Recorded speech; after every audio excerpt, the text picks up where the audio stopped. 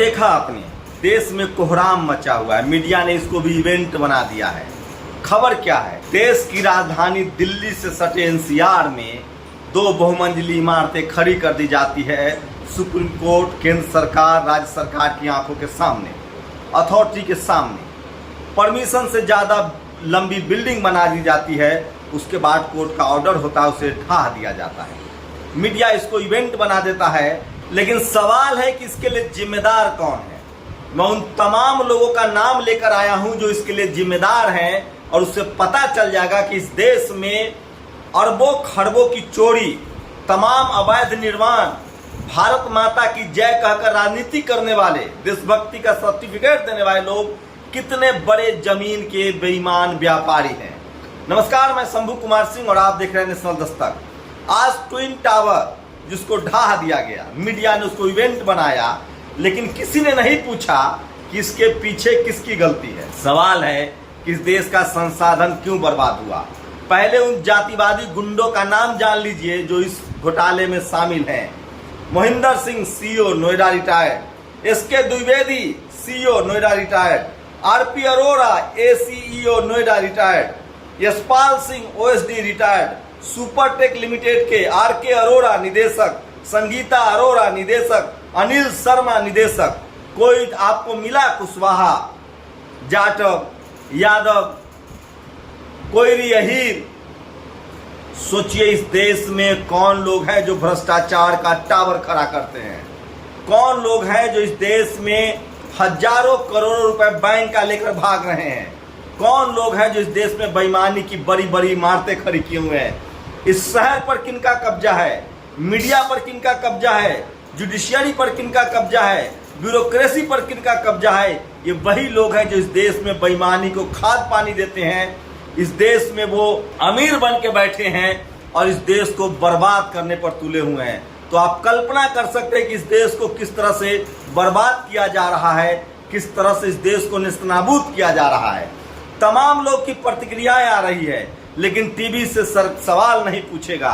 सवाल पूछा जाना चाहिए कि आखिर इन अधिकारियों के घर पर बुलडोजर कब चलेगा। लेकिन मीडिया ने इसको इवेंट मैनेजमेंट बना दिया है और सरकार की तारीफों के पुल बांधे जा रहे हैं। लेकिन मेरी कोशिश है कि इन खबरों के अंदर जाकर इसकी पड़ताल की जाए और आपको बताया जाए। सोचिए, जो मीडिया एक बिल्डिंग गिरने की खबर को सनसनीखेज कर रहा है, इस मीडिया ने आज तक इस देश के बेरोजगारी, बिल्किस बानो की खबर को दिखाया क्या? सोचिए, रेप के आरोपियों को छोड़ दिया गया। सवाना आजमी ने ठीक ही पूछा है, कहाँ है वो लोग जो निर्भया के समय सड़कों पर थे, प्रदर्शन कर रहे थे?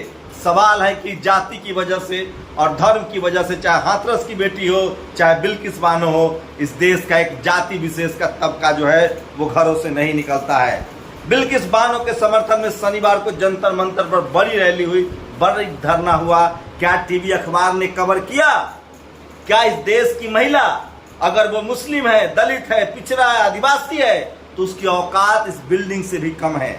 उसकी इज्जत को तार तार कर दिया जाएगा, उसकी अस्मिता को खत्म कर दिया जाएगा। लेकिन कोई मीडिया खबर नहीं दिखाएगा, लेकिन ट्विन टावर दिखाया जाएगा जो जातिवादी, मनुवादियों, ब्राह्मणवादियों का अड्डा है। ये देखिए, लखनऊ में भ्रष्टाचार के खिलाफ प्रदर्शन हो रहा है। क्या किसी मीडिया ने आपको दिखाया? नहीं दिखाएगा। वो आपको ट्विन टावर दिखाएगा, वो आपको क्रिकेट मैच दिखाएगा, वो आपको इस देश से गुमराह करने वाली सारी खबरें दिखाएगा। तो देखते जाइए। उसी बीच में ये खबर देखिए, तमाम मोदी जी आपकी पुलिस, तो लगातार प्रदर्शन धरना चल रहा है, लेकिन आपको ये खबरें नहीं दिखाई जाएगी। इसी बीच लड़की को भगाने के आरोपी मुस्लिम लड़के की गिरफ्तारी की मांग को लेकर आपत्तिजनक बयानबाजी की जा रही है। इस देश में मुसलमानों को जीना दुश्वार किया जा रहा है। सोशल मीडिया पर यह फोटो भी वायरल है।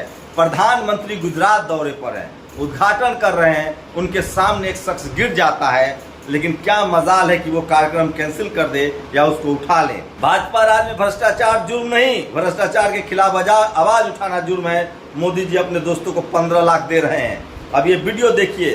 जब सहखातेदार जो हमारा कब्जाधारी है वो माननीय उच्च न्यायालय में दलित समाज के एक व्यक्ति पर किस तरह से जमीन पर कब्जा कर लिया गया है। ये वो शख्स है जो जालौर में जिस बच्चे की हत्या हो गई पानी पीने की वजह से, उसके बाद जो भीम आर्मी प्रदर्शन कर रहा था, उसको लेकर ये शख्स धमकियां दे रहा था, अभी पुलिस की गिरफ्त में है।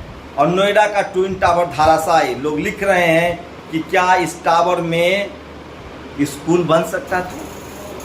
क्या इस टावर को कॉलेज यूनिवर्सिटी नहीं बनाया जा सकता था? नहीं, पढ़ाई लिखाई नहीं होगा, बर्बाद कर दिया जाएगा। इसकी मार्केट वैल्यू 1100 करोड़ रुपए बताई जा रही है। सोचिए, इसी 20 अगस्त की बात है, यूपी के झांसी में एक परिवार रात में खाना खाकर सोने चला गया। तेज बारिश थी, कच्चा मकान था, गिर गया, बच्चे की मौत हो गई। किसी ने वादा किया था 2022 में सबको पक्का मकान मिलेगा, लेकिन किसी ने नहीं दिखाया। और ट्विन टावर्स के जमींदोज होने के बाद नोएडा अथॉरिटी के तत्कालीन अफसरों, इंजीनियरों के घर पर बुलडोजर कब चलेगा, ये सवाल है। और सोचिए, 800 करोड़ रुपए चंद मिनट में धूल में मिले, दोषियों पर कार्रवाई कब होगी? मैंने दोषियों की जाति बता दी है, आपको तय करना है कि क्या इस देश की मीडिया ये सब सवाल पूछेगा। और Modi India is where global democracy dies, New York Times ने खबर छापी है कि भारत में प्रधानमंत्री मोदी के राज में डेमोक्रेसी खत्म हो रही है। मैं नहीं कह रहा हूँ, मुझसे पहले न्यूयॉर्क टाइम्स वालों को गिरफ्तार कीजिए। और प्रधानमंत्री मोदी का ये बयान सोशल मीडिया पर रोज वायरल होता है, जिसमें वो कह रहे हैं कि सीबीआई कठपुतली है, विपक्षियों पर जानबूझकर उसके रेड करवाए जाते हैं। लेकिन सबसे बड़ी खबर है, दिलीप मंडल ने एम.के. स्टालिन से मुलाकात की है। आने वाले दिनों में आपको कुछ बड़ी चौंकाने वाली खबरें मिलेंगी। और SC ST OBC माइनॉरिटी की जो लड़ाई है वो और तेज हो रही है, और सोशल जस्टिस की लड़ाई तेज हो रही है। और लगातार सोचिए, हिंदी पट्टी के नेता तमाम एक्टिविस्टों से जहां दूरी बनाते हैं, स्टालिन की एक बड़ी प्लानिंग है। तो आज सबसे बड़ी खबर ट्विन टावर है, जिसको मैं दिखा रहा था आपको। लेकिन सवाल है कि ट्विन टावर में कौन लोग थे, किन लोगों ने बनाया, किस जाति के लोगों ने बनाया, और इस देश में भ्रष्टाचार की जड़ें कितनी गहरी है, और वो लोग कौन हैं, इसकी पहचान उनकी जाति से कीजिए।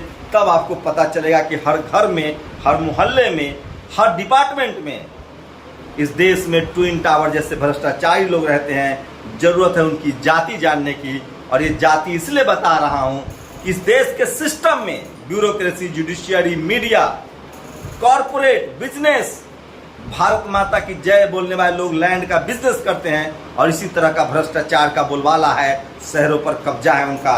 एक बार फिर से नाम दोहरा दूं, नोएडा ट्विन टावर्स के भ्रष्टाचार में शामिल अधिकारियों की list: Mohinder Singh, SK Dwivedi, RP Arora, Yashpal Singh, RK Arora, Sangeeta Arora, Anil Sharma. ये तमाम लोग वो हैं जो इस बिल्डिंग के लिए जिम्मेदार है। लेकिन मीडिया आपको नहीं बताएगी, इस देश के करोड़ों लोग भ्रष्टाचार करके विदेश शिफ्ट हो रहे हैं। इस देश के बैंकों को लूटा जा रहा है, और इस देश की मीडिया चुप है, मौन है, क्योंकि उसका धर्म और उसकी जाति सामने आ जाती है।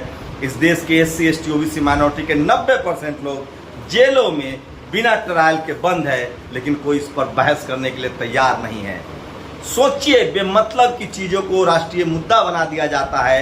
आपकी बहन बेटी के हत्यारा, रेपिस्ट की खबर नहीं दिखाई जाती है, आपके बच्चों के हत्यारे की खबर दबाई जाती है। बिल्किस बानो आप मुसलमान हैं, दलित हैं, पिछड़ा आदिवासी है, तो आपको खबरें दबा दी जाएंगी। और वैसी खबरें दिखाई जाएंगी, बेरोजगारी नहीं, भूख नहीं, गरीबी नहीं, अशिक्षा नहीं, देश में घुसपैठ भी नहीं दिखाई जाएगी। आपको ट्विन टावर दिखाया जाएगा, उसमें भी जो आरोपी हैं उसको बचा लिया जाता है। क्या इस तरह की खबरों से आपको बहकाया जा रहा है, बहलाया जा रहा है? अपनी प्रतिक्रिया जरूर दीजिए। और वो तमाम बड़ी खबरें जो इस सरकार से सवाल पूछती है, जो इस देश के लोगों के लिए सरोकार की बात है, जो आपकी खबरें हैं, हमारी खबरें, आपकी रोजी रोटी की खबरें हैं, आपके बच्चों की भविष्य की खबरें हैं, इस देश की मजबूती की खबरें हैं, वो मैं लेकर आता हूँ। इसलिए ज़रूरी है कि इन खबरों को देखिए। और इसलिए मैं कहता हूँ कि सोशल मीडिया ही सच्चा मीडिया है। अपनी प्रतिक्रिया जरूर दीजिए। शुक्रिया। नेशनल दस्तक की आपसे गुजारिश है कि अगर इसको बचाना चाहते हैं तो नेशनल दस्तक को सब्सक्राइब करने के लिए रेड कलर के सब्सक्राइब बटन को दबाएं, फिर बेल आइकन की घंटी दबाएं। नेशनल दस्तक को बचाने के लिए बहुत जरूरी है कि हर खबर को शेयर करें, लाइक करें, कमेंट जरूर करें।